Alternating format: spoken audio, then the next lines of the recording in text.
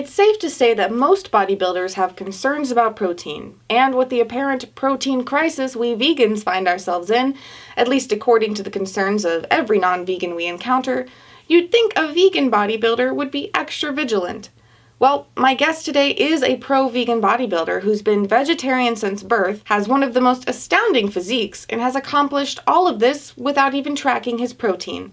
Almost makes you think that the whole protein thing is really a non-issue.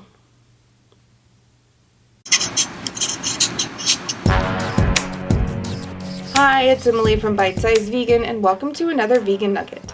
Torre Washington is not your average bodybuilder, or even your average vegan bodybuilder.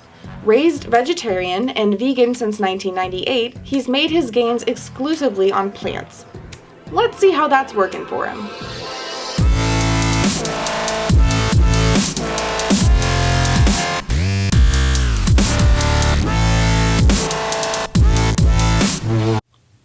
I think he's good.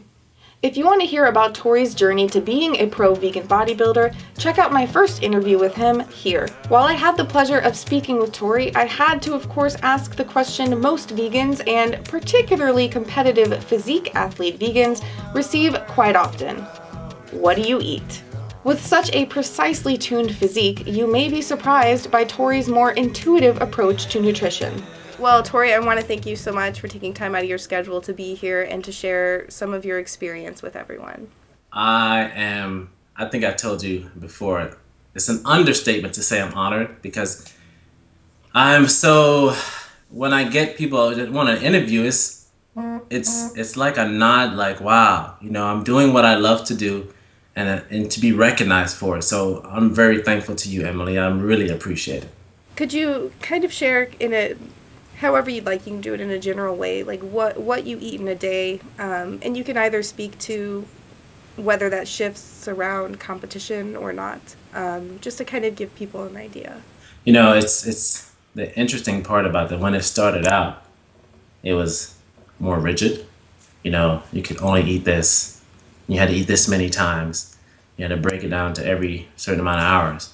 As I've progressed in my journey and understanding of how my body works, how the human body works, we're all unique, and there's no one method fits everyone. So my eating types of foods doesn't really change. So for example, my mornings can be unique. Some mornings it'll be, because I'm not your average individual. When it comes to people say, oh, that's not for breakfast. It's breakfast for me. It doesn't have to be pancakes or waffles or scrambled tofu. For me, it could be a burger, a black bean burger, or a shake, or I don't know, it can be beans and salsa, tortillas, chips and salsa. So for me, let's just give you an average. Sometimes I'll have fruit in the morning with, I definitely always get up and have water. I always, every morning I drink 16 ounces, if not more. I love oatmeal, because in Jamaica we eat a lot of porridge. Porridge is very similar, but it's usually made with cornmeal, or they make it with banana meal, what have you. So I love oatmeal. So I usually have oatmeal. Sometimes I put peanut butter in there, raisins, cacao, agave, and I put it in there. Sometimes I put raisins, or put apples in there, or put fruit in there. That's one of my staples I love to have. So I love oatmeal. So it's not like, and I'm a person that I can eat almost the same thing every day, but I don't mind switching it up. So that's breakfast plus fruit. Sometimes I have Ezekiel toast with it.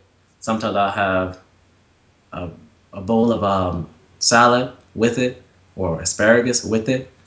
Then my other meal may consist of either seitan or tofu or tempeh or beans with Japanese sweet potato. That's one of my favorite potatoes. Regular white potato, or you hear asparagus a lot. I love asparagus, so I use asparagus. All the greens. I love spinach. I love kale. I love romaine lettuce, leaf lettuce. There's really nothing vegan that I don't eat, and as long as I know how to prepare it, I'll have it.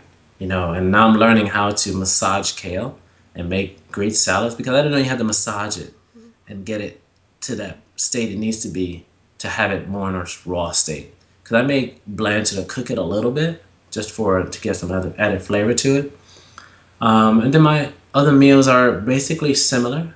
I throw in donuts, I throw in cupcakes, I throw in vegan cookies, I throw in all that stuff because I don't think I'm restriction anymore. I focus more on enjoying a variety of foods to get the different nutritional value from these different foods because sometimes you're not getting everything. So you need to mix it up in order to get everything. That's what I do now. And so even I drink about 1.5 gallons on a daily basis of water. So as I get closer to a show, the only changes I make, Emily, are I cut back on sweets because they're more empty calories. A lot of times they don't carry enough nutrition. I want to give my body more nutrition at that time. I still may have them because I'm cutting back on calories. I look for the certain areas where it's better to cut the calories and then it starts there. Also, I was trying to find out 2 days ago that processed sugar affects my face. Like I'll break out. And so not like fruit or agave or something like that, but more when you get your refined white sugars or white flours. Although I love them, my sweet tooth is huge. I'm starting to realize what it does to my skin. And so cutting back a little bit. I'm not cutting it all out because I still eat it now and then. So closer to a show, I increase my water, which most people tend to say they cut it out. I increase it. And I increase my intake of vegetables even more. You know, the raw green vegetables I eat, I increase them more. And then I don't increase protein. You know, that's not something I do. I've never tracked protein. I've never tracked carbs. I've never tracked fats. I just ate. And I can look at my physique and kind of gauge, okay, how much I need to eat or how much of this I need to eat. And I can watch it because I watch it all the time. So it's not something that I track often at all, really. I think I may have tracked it once. I don't even remember what it was, just to kind of get an idea because I've gotten the question so much. Hey man, how much protein do you get in a day? I don't know. You know, so I said to myself, well, maybe I should track and just see. You know, I don't even remember what the number was, but so that's all I do. I really just cut back on calories, and I increase activity more so. Meaning, currently I don't do any cardio for real. I may just do 10-minute warm up and then work out.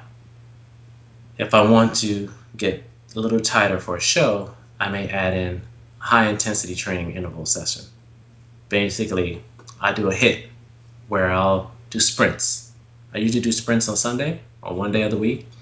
If I'm getting ready for a show and I need to get a little tighter, I may add in another just to do that. And I may up my cardio 2 minutes, meaning instead of a 8 to 10 minute workout, into 8 to 10 minute warm up, it may be 10 to 12 minute warm up, just a little bit, depending on how far I started out.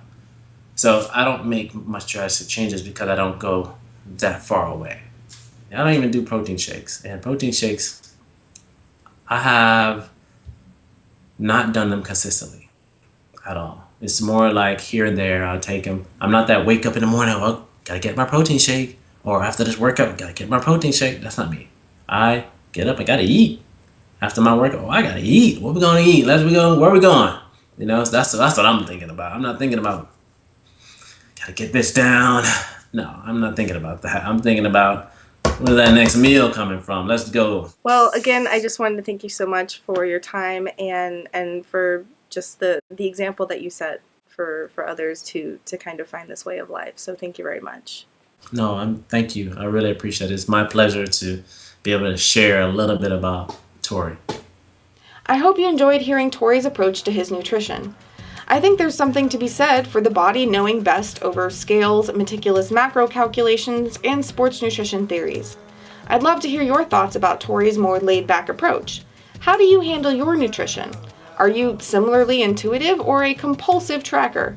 Let me know in the comments. Be sure to check out the links to Torre's website and social media in the video description below so you can get connected and keep up with his work. If you enjoyed this nutritionally sound nugget, give the video a big thumbs up and share it around to show what plant power can accomplish. If you're new here, do hit that big red subscribe button down there for more awesome vegan content every Monday, Wednesday, and some Fridays, and not to miss out on the rest of the Vegan Athlete series. If you want to help support Bite Size Vegan, check out either of the support links in the video description below, or click on the Nugget Army icon there, or the link in the sidebar. Now go live vegan, settle down about your protein, and I'll see you soon. Oh man, what is wrong with me? I just feel so weak today. Oh, there it is. I'm 0.01 grams below my protein requirement. Pfft, no wonder. What would I ever do without you?